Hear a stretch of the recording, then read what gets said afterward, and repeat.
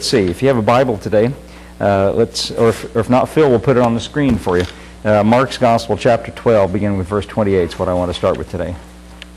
Gospel of Mark, chapter 12, beginning with verse 28.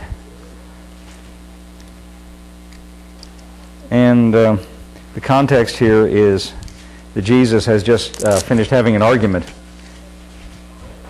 I don't feel so bad sometimes because I read the Gospels. Jesus was always getting into argument. He didn't start it. They all, he's just preaching the Gospel, and then people argue with him. It's funny how that works.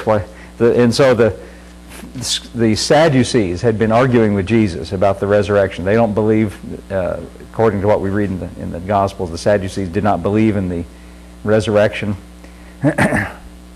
I'm putting it in past tense because there were all these different sects in Israel at the time of Jesus. There were Sadducees, there were Pharisees, there were Essenes, there were Zealots, all these different factions. They all had slightly different take on Judaism and a take on the religion that they were all a part of. And they all seemed to want to fuss with Jesus over various points that they found fault with him about.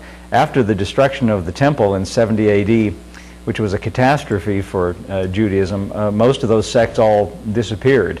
And the Pharisees were the only ones that really survived that. And so it basically became, as I understand it from reading, the foundation of post-70 A.D. Judaism. But the Sadducees have been arguing with Jesus, having a little fuss with him. And he's just got through answering them. And basically the essence of his answer is, you don't take into account the power of God, and plus you don't know the Scriptures. And so he says, you do greatly err. And he really put them in their place. And so in verse 28, it says this, one of the scribes came, and having heard them reasoning together, and perceiving that he had answered them well, asked him, which is the first commandment of all? Now when he says, which is the first commandment, he doesn't mean in chronological terms, he means in importance. In other words, which is the most important? That's what he's saying. And Jesus answered him, he said, first of all the commandments is, hear, O Israel, the Lord our God is one Lord. And thou shalt love the Lord thy God with all thy heart, and with all thy soul, and with all thy mind, and with all thy strength. This is the first commandment. And the second is like, namely this, thou shalt love thy neighbor as thyself. There is none other commandment greater than these. And the scribe said unto him, well, Master, thou hast said the truth, for there is one God, and there is none other but he, and to love him with all the heart, and with all the understanding, and with all the soul, and with all the strength, and to love his neighbor as himself is more than all whole burnt offerings and sacrifices. And when Jesus saw that he answered discreetly, he said unto him, thou art not far from the kingdom of God. And no man after that durst ask him any questions.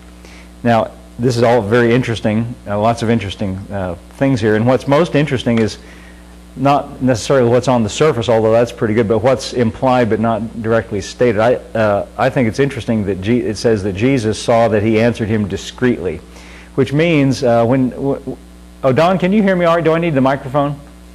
Here, I'll help. Wait a minute. I forgot, I'm sorry. I'm watching your lips. Oh, you're a lip reader? As long as you're not a mind reader. No, that'd be okay too.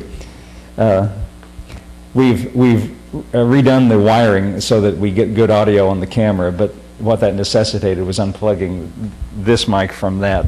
But this will work fine. How's that, Don? Is that better? Okay, good. Fine.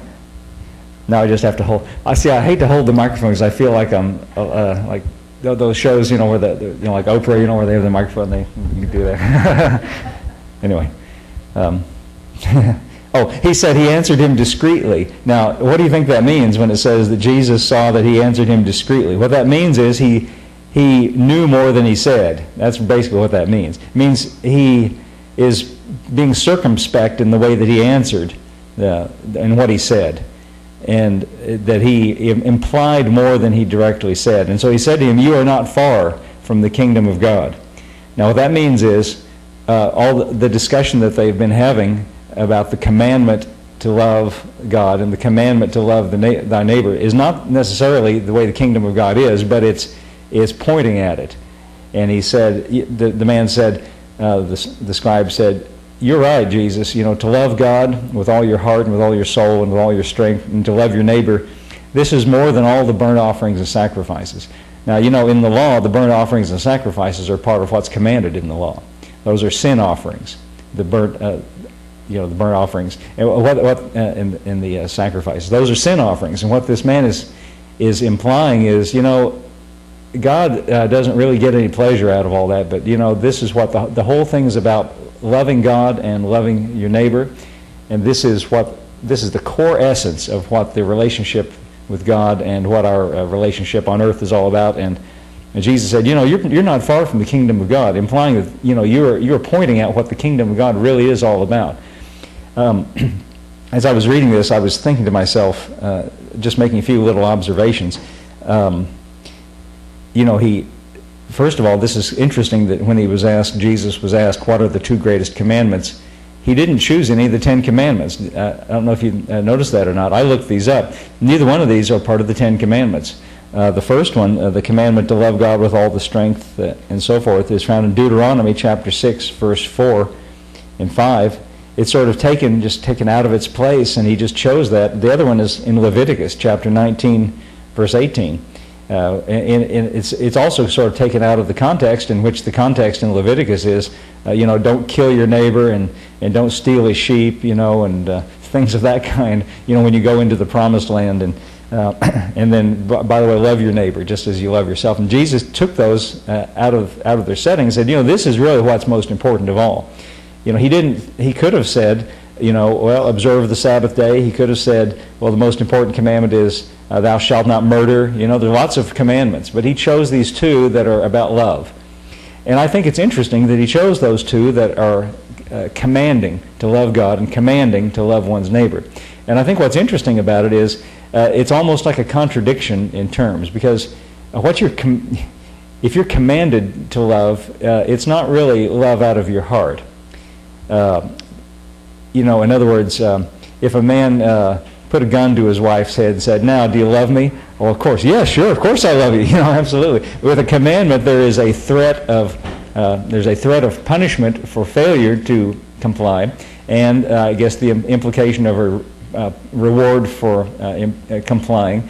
And so basically, to observe something that's commanded to you is basically, it forces you into sort of a selfish posture. I'm doing this for self-protection. In other words, let's see. Let me try to say it another way. When a law is made, when a law is given, the one who gives the law supposes a nature contrary on the inside of the person to whom the law is given. Otherwise, it wouldn't be necessary. Does that make sense? If a law is given, that means the person who gives the law supposes that the nature of those to whom the law is given would otherwise be contrary to it, and the law is to tell them what is correct behavior and to restrain what is incorrect behavior. So for God to give various laws means that it restrains, or is meant to point to the fact that the nature on the inside of the person to whom the law is given is contrary to that. Now, just take that, as an assertion, or I'm just saying that and suggesting that to you. Now, I want you to notice when we come further into the New Testament how this, what we've just read about the commandment to love and the commandment to love one's neighbor and the commandment to love God is sort of turned on its head and sort of presented in a different light. In 1 John chapter 4, look at how it's said here. This same subject is addressed, and I think this will help make it a little more plain. 1 John chapter 4, notice what John says in verse 10. Listen to this. Herein is love, 1 John chapter 4, verse 10. Herein is love, not that we loved God. Now, wait a minute. I thought the commandment was to love God. Well, the thing about it is, if you read that commandment carefully, it says you're commanded to love God with all your heart, with all your soul, and with all your mind, and with all your strength. Now, let's just be honest. That all sounds good, but it's easy to just read over that. But do you know what that's really saying? That's a pretty steep order. Martin Luther, and I've read a lot of Martin Luther's writings, he points to that. He said that was one thing that constantly condemned him when he was a monk before he understood the gospel. He felt like it's not fair to, this commandment to me, I can't live up to this.